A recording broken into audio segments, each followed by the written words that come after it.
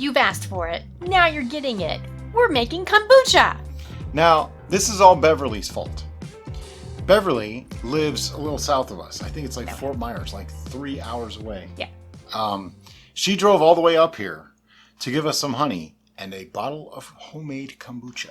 Now, that's the first time I'd ever had homemade kombucha, because up until that point, I thought I was just basically drinking watered-down vinegar in a bottle.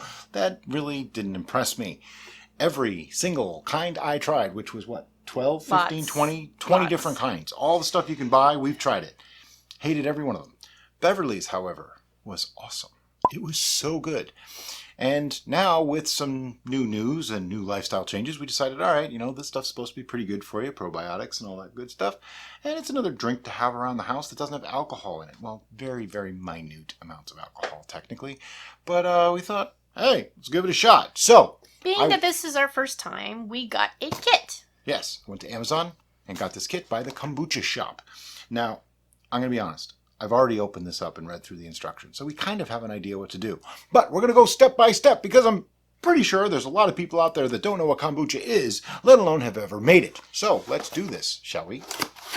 And yes, you get to watch me suffer through reading instructions yet again. I am oh so wonderful at reading instructions. That was sarcasm. First, when you open it up, there's this inside.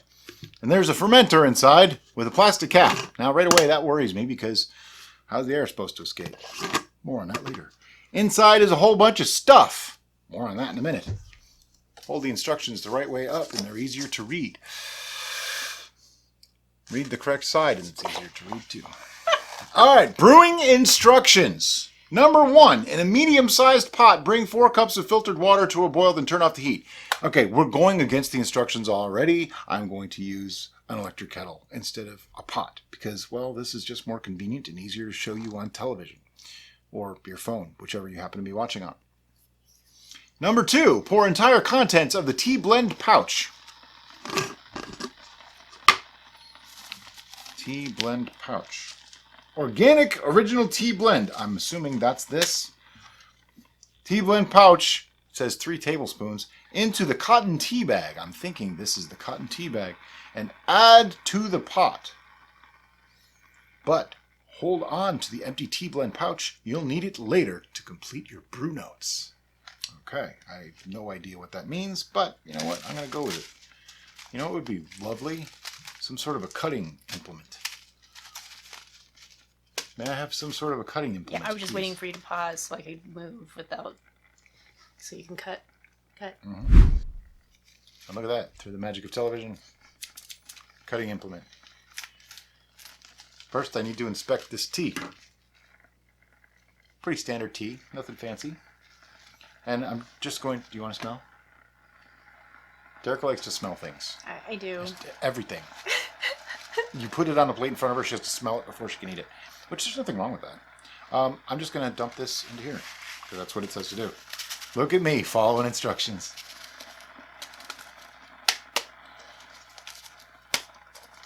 Alright. It's actually kind of cute. This little bag. And put that in the... That's our pot now, because it's where we're going to put this water once it's hot. Now it says 4 cups, but I know 4 cups is not the absolute necessary, but there's a reason. You use less water to make the tea, so that when you add more water later, you're actually bringing the temperature down. Kind of like when you brew. You want it to be within a certain range. We're going to wait, because this is making a lot of noise. We have boiling water. Yes. Boiling water. I'm going to pour it into what we're going to call a pot. Now I'm pouring it over the tea bag just because it seems to make sense to me. I don't know that it matters.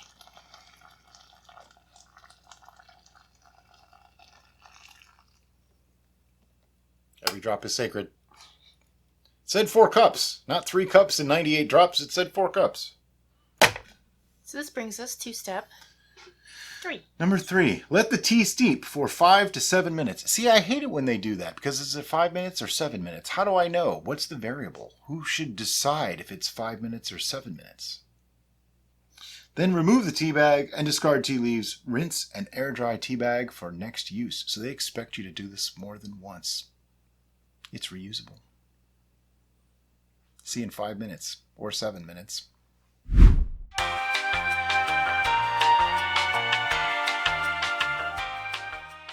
Okay, so it's been 5 to 7 minutes. We already took the tea bag out, and it's right here. And you missed my little thing about the sugar, but it said number 4 was to add the entire contents of the organic sugar pouch here. And the reason why you're missing is because I'm a natural blonde and didn't turn the camera on.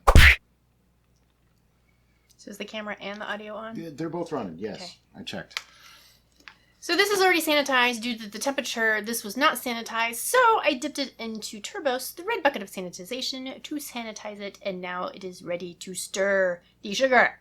Now, one thing that we're not going to show you is this is the tea bag right here that's done now, and it says to discard the tea leaves and reuse the bag. Well, we're going to discard the tea leaves and reuse the bag, but we didn't really think you needed to see that. So she's just trying to dissolve that sugar. This is still hot, so shouldn't be hard to do. But while she's doing that, I'm going to get the next step ready. Once the sugar has dissolved, pour your newly made sweet tea mixture into the 1 gallon brew jar. Well, they probably should have told me to take all this other stuff out first. Oh, I see a scoby in there. Scoby!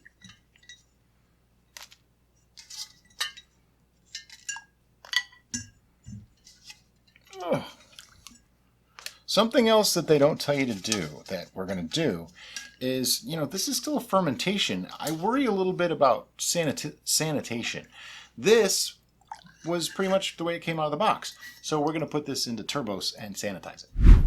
Now we're actually going to do step number 5. Since our tea mixture has been totally dissolved with the sugar, we're just going to pour this into the fermenter. And hopefully not spill it all over, because this is hot still and I don't want to burn Derica. Or myself, for that matter.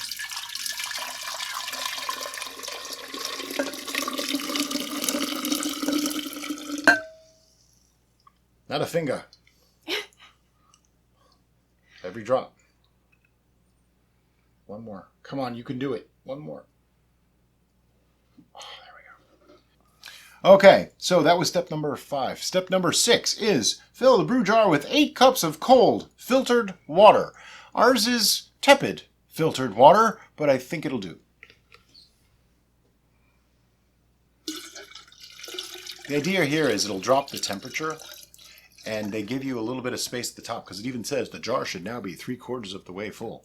And that's so that it can cool it down rather quickly. Adhere the temperature gauge to the side of the jar. I never use these things, like ever, but you know what? It says to. Maybe it won't work if I don't. So I'm gonna adhere to the instructions. I can't do these things. Do we want it on the left side or the right? I think we should put it right next to the thing. Okay.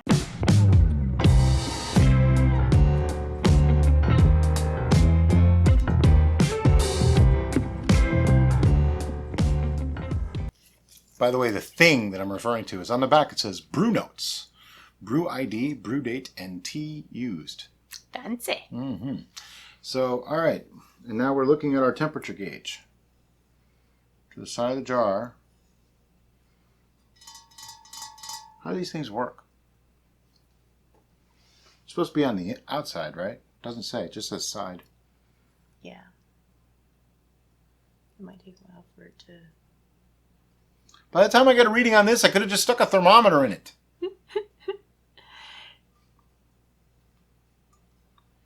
Would you do me a favor?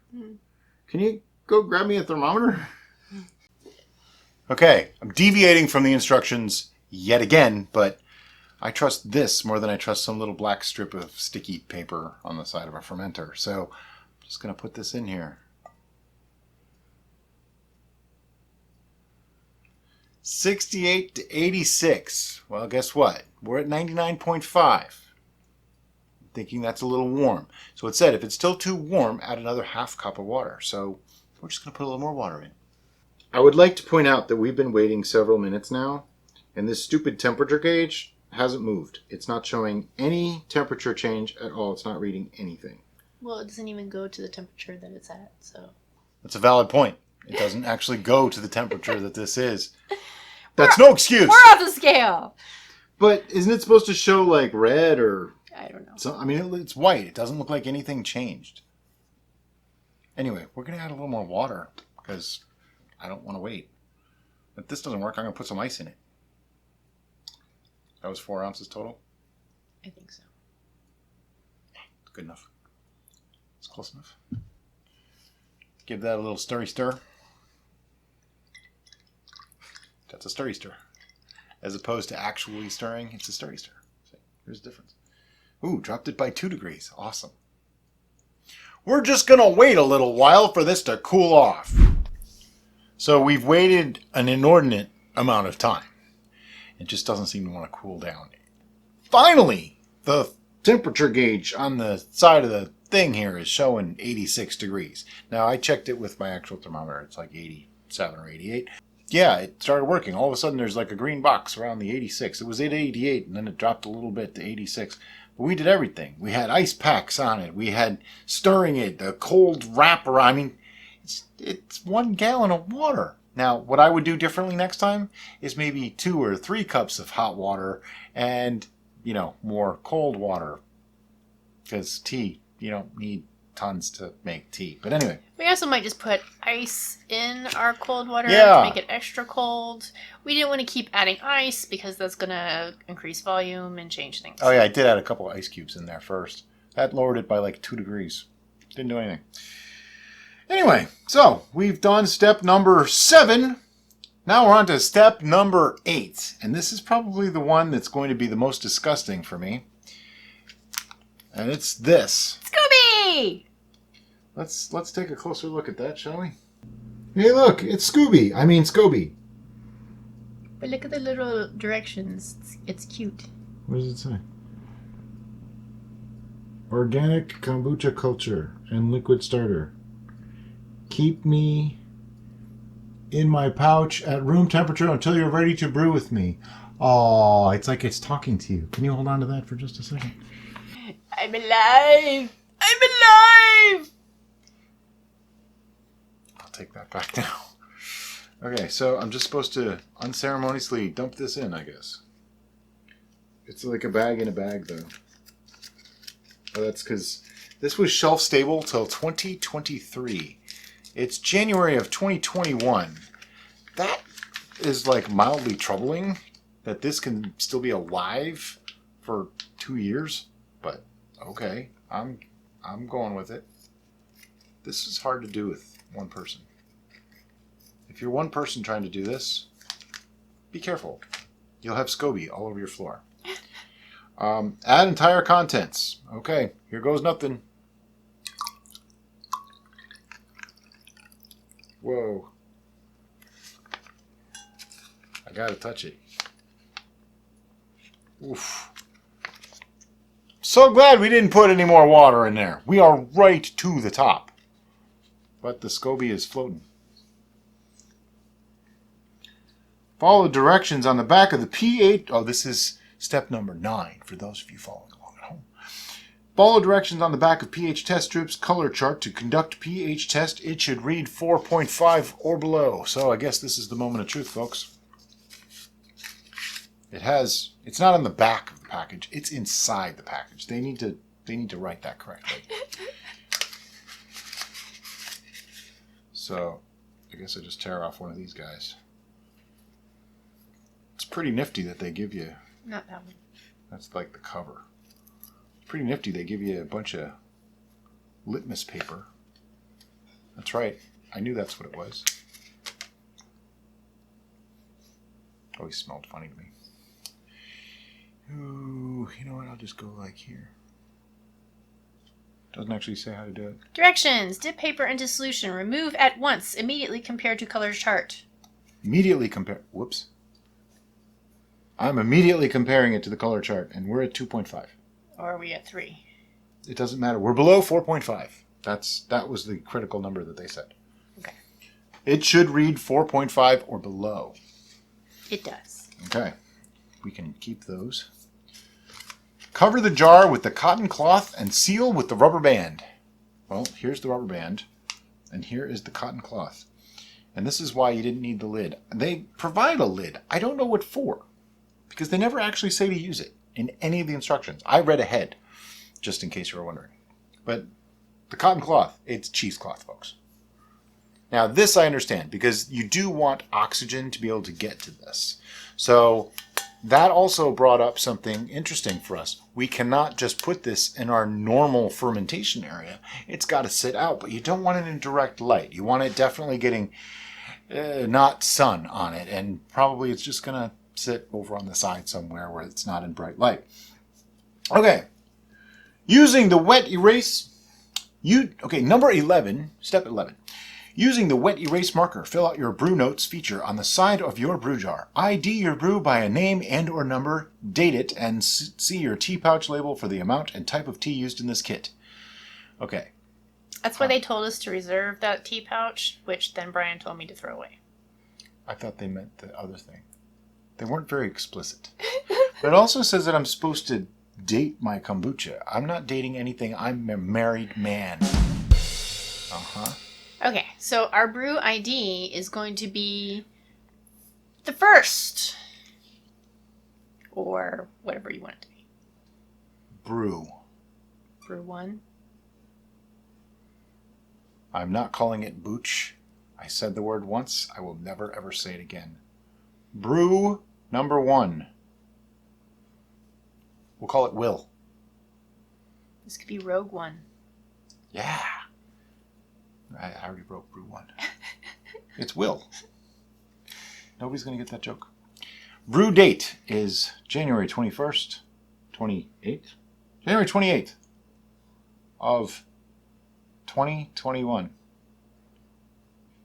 Anybody else bothered by the fact that 2021 sounds just like 2021? Think about it. All right. And tea used. Kit. It was the organic tea blend. Kit. I wasn't going to write on it, so I don't really care. For this one, it doesn't matter. I mean, I'm going to do more research and come up with our own recipes for this stuff. All right, let's take a picture or show our audience what is actually written on this bottle, because I think it's a nice design. All right, you can see it. So as you can see, it says brew number 1, 1/28/2021, and kit. Right next to the temperature gauge and the stuff written on the side. It's actually kind of cool that they did that on the jug. And now I want this on every one of my fermenters so that I can put notes on every single one instead of having to write it on a piece of paper. That's actually kind of nice. Can we make that happen? I don't know if we can. We would have to get a bunch of 1-gallon fermenters and then have them custom printed. We have a bunch of 1-gallon fermenters. Could we get them custom printed? Anyway. Place your brew jar in a warm place out of direct sunlight. We kind of talked about that already. With plenty of airflow. That's the thing. You want airflow. So no closed cupboards. It actually says that. Leave it there for 8 to 10 days and do not move it. Now that's important too. You don't want to move this around. And when we have done that in 8 to 10 days, again, 8 to 10 days. Why not say 8 days or 10 days? Oh, that's right, because we're dealing with living things and you can't know exactly what it's going to do. Anyway, at that point, we will be back with the next step. I made myself laugh on that one, too. We are back, and Brian is feeling a little rebellious today, so I have control of the directions. We are now on to step 13, which states, by day 8 to 10, you will see that a new cream-colored layer has grown on the top of your brew. This is your new culture. While trying not to disturb the culture, gently slide the pipette down along the side of the jar and into the brew. Pull out a sip of the kombucha to taste test. Now, we are not at day 8 to 10. We are at day 6. But knowing in advance that Brian isn't necessarily a fan of kombucha, we decided to go on the lesser fermented side of things, so we're trying it out now. Yeah, people told me try it at day 6. You might appreciate it better. And then they said, like as you make more kombucha and get used to it, that you might drink it more, more fermented, more longer. So we are just going to take a sip. This is the pipette that they are talking about that actually did come included with the kit. We're going to scoot it along the edge, trying not to disturb that gelatinous blob that's a little freaky, but it's supposed to be there, so it's okay. And we're going to place our sample in our Belgian tasting glass.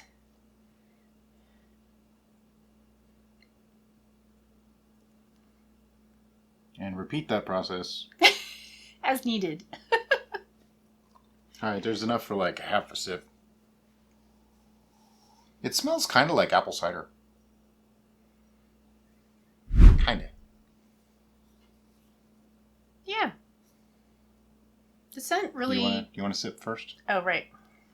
Gotta be polite and etiquette and stuff, right, Forrest?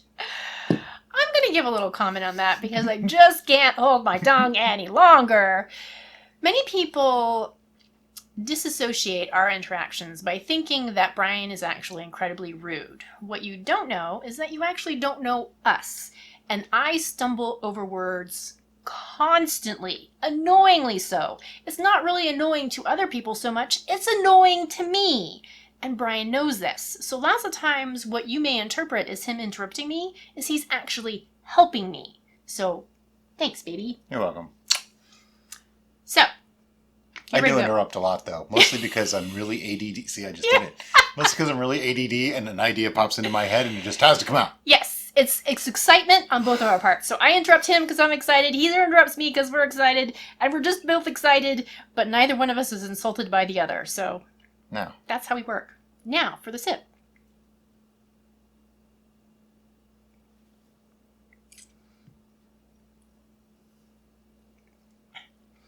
It is very slight on that vinegary taste. Yeah. Which, surprisingly enough, similar to the scent, actually reads like apple cider. It really does. I get this. I'm getting some sweetness from the tea still, too. Yeah, but, I'm reading apple cider. And I'm just like, where's the apple coming from? There's no apple in this. So this is still a very young kombucha, which comes up a little bit later on in this video too, when we get to the secondary fermentation. Being that I know there's still sugar in here, I don't want to add so much sweetener later, but I also think we're at a stage where this is a great first-time kombucha for someone like me who really isn't a huge fan. So we're going to continue. So we are going to continue, but I think this is changing our plan a little bit, and Slightly. we'll get to that after I read to you directions for number 14. Taste every few days until your ideal kombucha flavor is reached. Too tart? Simply sweeten during bottling and brew for a few days next time. For fewer days next time. So see, we're on the fewer side, so that's why we're not getting that strong tartness. Too sweet? Put the cloth back on and let it brew a few more days. Once it's to your liking, use your pH test strips to verify it's between 2.5 to 3.5, the ideal pH range for finished kombucha. All right, we need to do that. So they're over there? Mm-hmm. All right, so I have to take a pH reading. However, the scoby, as we are showing you now, is completely filling the circumference there. So what I want to do is I'm going to remove it. I've been told that this will be my least favorite part of making kombucha. Do you want me to do it? No, I will do it.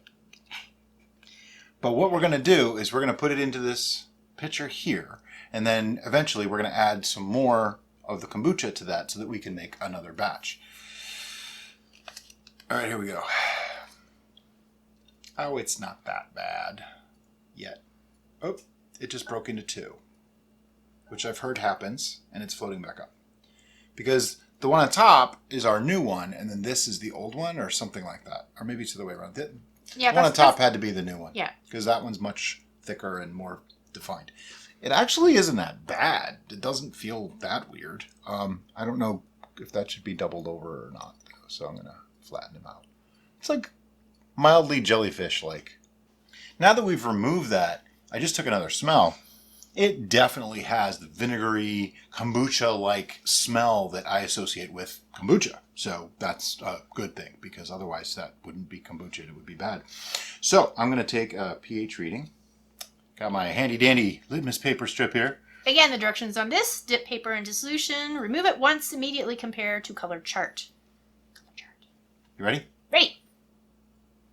Whoa. 2.5 to 3.5. We are there. Beautiful. Yep. I would say it's right between them. It's a little higher than 2.5, but not quite even 3. So, yay us. It Beautiful. worked. So that means our kombucha is technically done. So, next step, we're going to pour it into our pitcher. Okay? They say... Oh, wait. There's a blue section here that says, now that your kombucha is done, high five someone.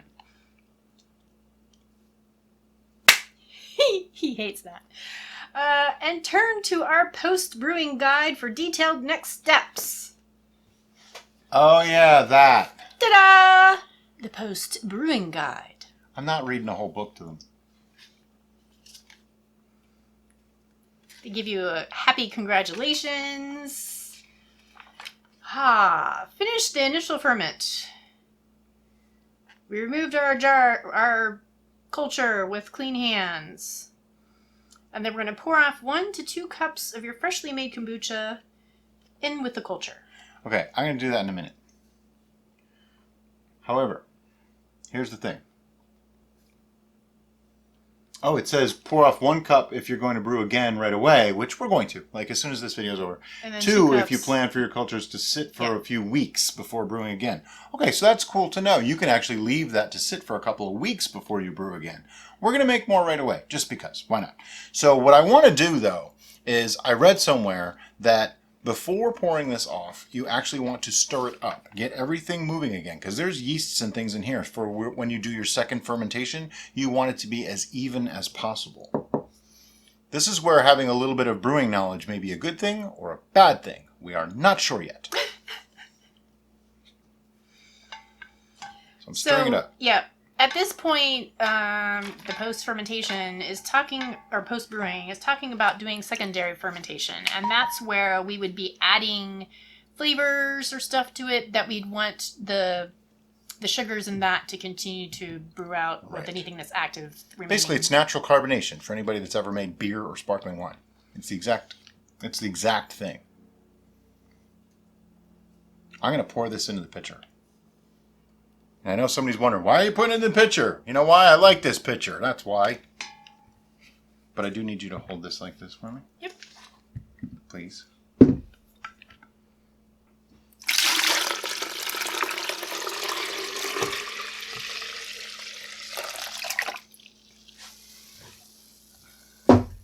Not so bad.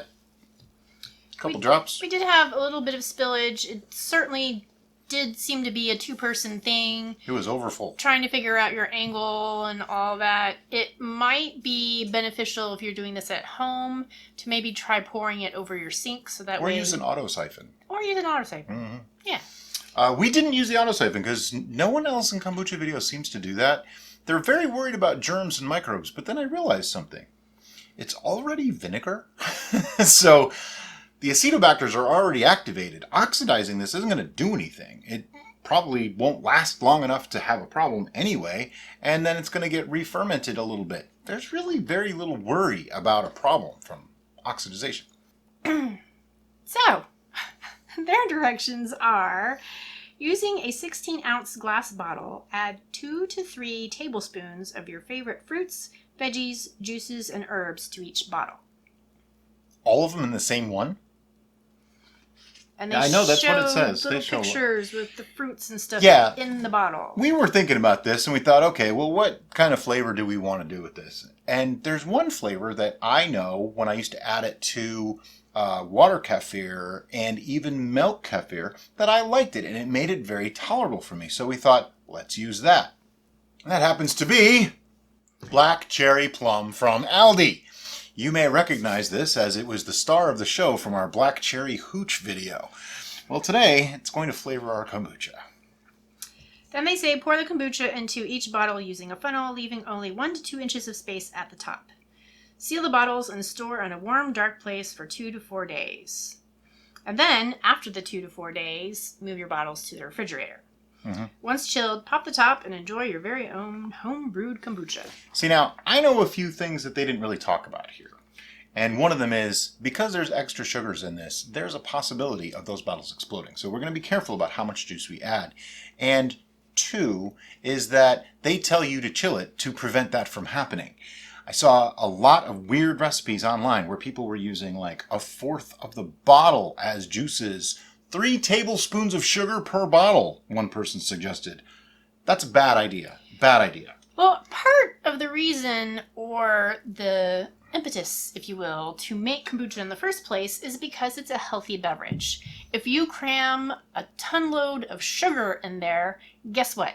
It's no longer healthy. And if you think that adding a lot of fruit is healthy, not really, because you're not going to be eating, well, you might eat the fruit, but you're not getting all the nutrients of that fruit unless you eat it. That's the whole point why juices aren't as good as fruits. That said, I am going to use juice instead of whole fruit for a reason.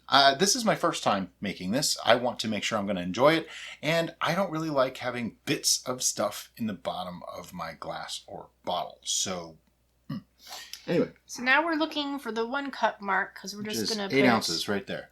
This is why I put it in the pitcher, folks. So I can pour this off nice and easy. I'm going a little more because I know this is going to take some of it. So, something like that. So if this was long-term storage, we'd go all the way to the 2 cup mark, and we would cover this with a towel or something so that way it can continue to breathe. Because we're going to make a new batch as soon as we're done bottling this batch. I'm just going to go ahead and put this plastic top on just to keep any dust or hair out of it. Now, in case you're wondering why we had to put some in there, you do need a SCOBY and a starter to start up kombucha. If you missed that, it was earlier in this same video where we did that. So, in their handy dandy booklet, they have a page on tips and tricks, and then they also have a section on flavor inspiration, giving you ideas of what additives to add to kombucha for different flavor profiles, which we're going to completely pretty cool. There's a bunch of neat things in here. There's a cayenne cleanse, there's a cucumber mint, there's lots of cool stuff in here. So that would be a good idea just to read over, even if you weren't going to follow it, just to get some inspiration, if you will. Yeah, we will be doing, I'm sure, more videos on kombucha as long as this doesn't absolutely suck. And we will do different flavor combinations, different ideas, different things you can do with it. Now, some things we have to figure out. Because this has a little bit more sugar in it than maybe it should if it was fully fermented out, I don't want to go the full amounts of juices that I've been told. 1 to 2 ounces seems to be a pretty good general consensus. Now, I'm looking at this and saying I have roughly 120 ounces, which I know to be just under 8 bottles. It's like 7.5 bottles.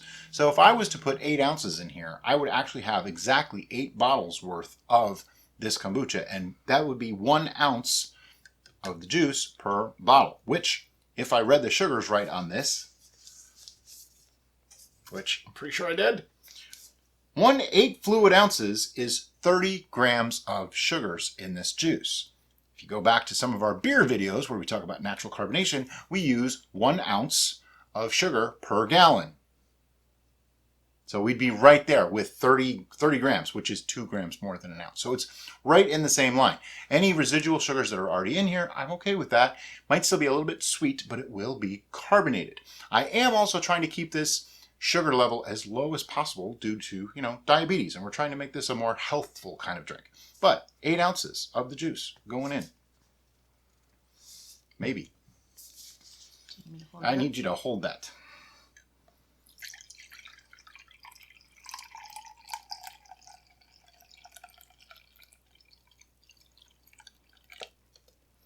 Now, we chose black cherry from Aldi. However, if you have apple, go for it. Cherry, whatever.